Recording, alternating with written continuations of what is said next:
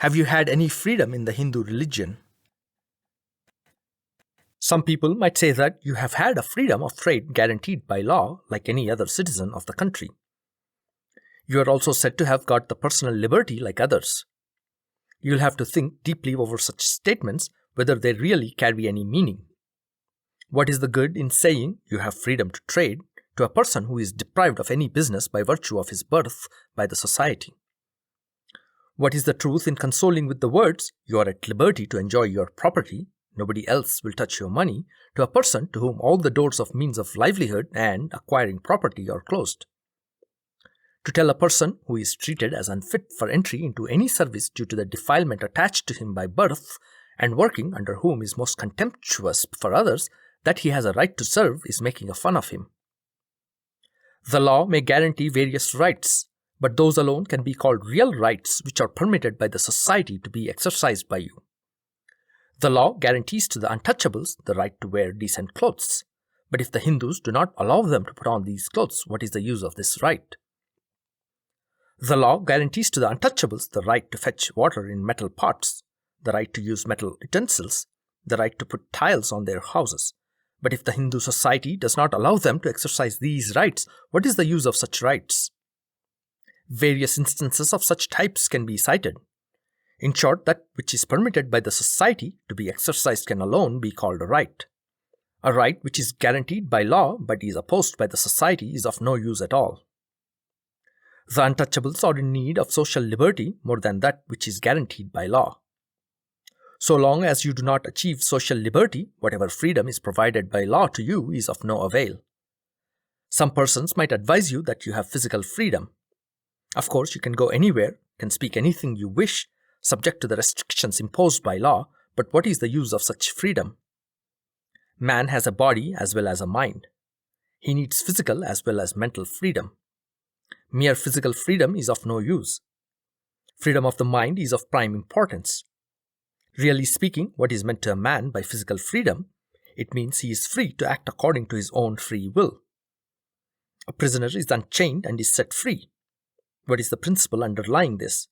The principle is he should be free to act according to his free will and he should be able to make the maximum use of the abilities he possesses. But what is the use of such freedom of a man whose mind is not free? The freedom of mind is the real freedom. A person whose mind is not free, though he is not in chains, is a slave. One whose mind is not free, though he is not in jail, is a prisoner. One whose mind is not free, though he is alive, is dead. Freedom of mind is the proof of one's existence. What is the proof then to judge that the flame of mental freedom is not extinguished from a person? To whom can we say that his mind is free? I call him free who, with consciousness awake, realizes his rights, responsibilities and duties, he who is not a slave of circumstances and is always bent upon changing them in his favor. I call him free.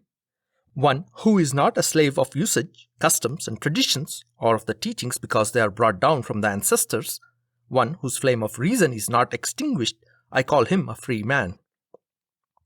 He who has not surrendered himself, who does not act on the teachings of others blindly, who does not keep faith on anything unless it has been examined critically in the light of the cause and effect theory, who is always prepared to protect his rights, who is not afraid of public criticism, who has enough intellect and self-respect so as not to become a doll in the hands of others, I call such a man a free man.